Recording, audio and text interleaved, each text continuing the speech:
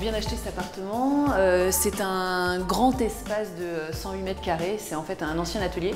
Les atouts, c'est que c'est un grand rectangle avec une terrasse très très lumineux, dont on peut faire un peu ce qu'on veut. Une mission idéale pour David Gaillard, le pape du loft. Bonjour David. Bonjour Julie, vous allez bien? Oui, très bien, merci. Ah bah c'est sympa. Bon, voilà le bijou, le futur bijou. C'est encore mieux que sur les photos. Ouais. Et vous voulez le travailler comment cet espace? Combien de pièces? Est-ce qu'on garde le côté loft? On a envie de garder l'esprit loft avec un grand espace salon, salle à manger, pièce à vivre, parce qu'on aime bien recevoir des amis. Et en même temps, on aimerait quand même avoir un espace nuit un peu isolé, cosy, pas complètement ouvert, hein, pour garder notre intimité. Vu l'espace et vu les sections de verrière, je pense qu'on pourrait cloisonner à peu près en 2 volumes. En 2 volumes, oui. Toute cette partie-ci pour la partie jour-réception. D'accord. Donc on a quand même un beau volume avec une grande cuisine. Sur cette partie-ci, travailler le salon avec peut-être une grande bibliothèque de part et d'autre. Ouais. Et derrière la bibliothèque, un petit bureau, une chambre, un dressing et une salle de bain. Reste à régler les derniers détails. Bon, il en reste apparemment. Et les travaux peuvent commencer.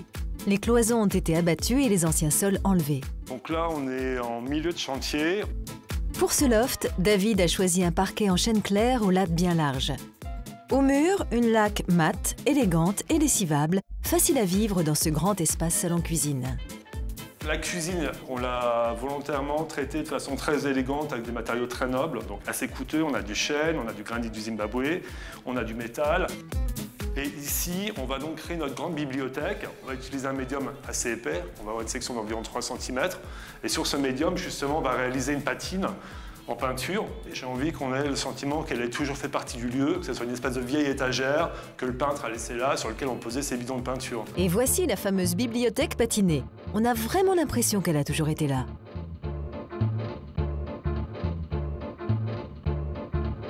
Les travaux sont terminés, on voit que David Gaillard est passé par là. Passons d'abord à la cuisine. La table, on l'a volontairement traitée haute, à même hauteur que les plans de travail. Donc on n'est pas sur une hauteur standard et il nous fallait trouver des tabourets ou des chaises qui puissent être à la bonne hauteur. Donc on s'est orienté sur quelque chose, des tabourets de grande distribution. On l'a pensé, on a entièrement mis le chêne à nu et on a pu réaliser exactement la même teinte qu'on avait réalisée sur nos caissons. Donc à partir d'un produit standard, on a fait du sur-mesure. On a assorti les suspensions dans le même coloris de lin et toujours avec le petit rappel du gris qui rappelle la pierre, qui rappelle la plinthe. La bonne idée du salon, 2 fauteuils chinés déhaussés laissés dans leur jus. On a eu de la chance avec celui-ci parce qu'il est assez beau, assez neutre, il est juste en coutelé cru avec les vieilles dimensions. Et pour le second, bon, on va tricher avec 2 plaids pour cacher la misère.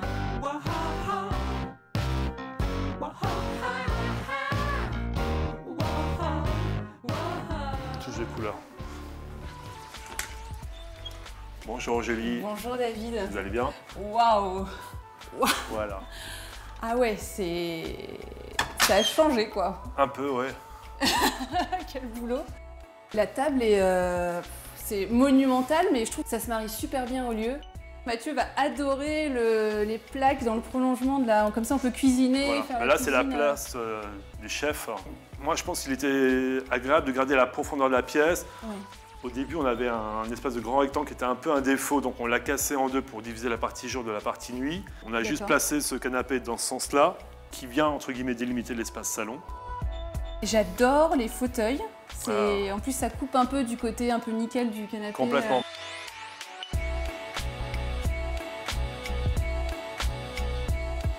Sympa. Ça va? Ouais, super, super. Et on finit évidemment la visite du salon avec la grande bibliothèque. On occupe tout le linéaire. Ça vient clore un peu l'espace jour. Et donc notre porte-ferronnerie qui, elle, fait écho à la hotte. Ah ouais. Et la petite touche de métal qui vient alléger le côté bois. Et vous avez trouvé mon échelle. C'était une ancienne échelle qui était dans une mine. Donc la couleur, elle est d'origine. Vous êtes allé la chercher dans la mine? Non, pas dans la mine. Elle était sortie, mais elle était sur une mine. Et j'ai récupéré là-bas, donc on l'a juste nettoyée. Ouais, c'est la petite touche qui Voilà. fait la différence. On continue avec la découverte de la salle de bain. Waouh! Ah, c'est super lumineux. Oui, les mêmes teintes que la cuisine pour le côté élégant, le plan de travail en pierre noire qui est super beau. Ah, comme celui de la cuisine. Exactement. Et une douche à l'italienne pour le confort. Bon là, un peu total look David Gaillard, du gris, du gris, du gris. Du gris, encore du gris. Mais nous, on adore aussi le gris, donc ça va. c'est pour ça qu'on voulait travailler avec vous. Donc ça marche bien. Vu d'ici, c'est aussi assez joli. Regardez. Enfin, Ouais. moi, j'aime. Ouais. C'est cool. Hein? J'aime beaucoup le résultat final et le travail de David. Ce que j'aime beaucoup, c'est la manière dont il a marié les matières. Le bois, le métal, avec la hotte, la porte en ferronnerie qu'on ne voit pas partout.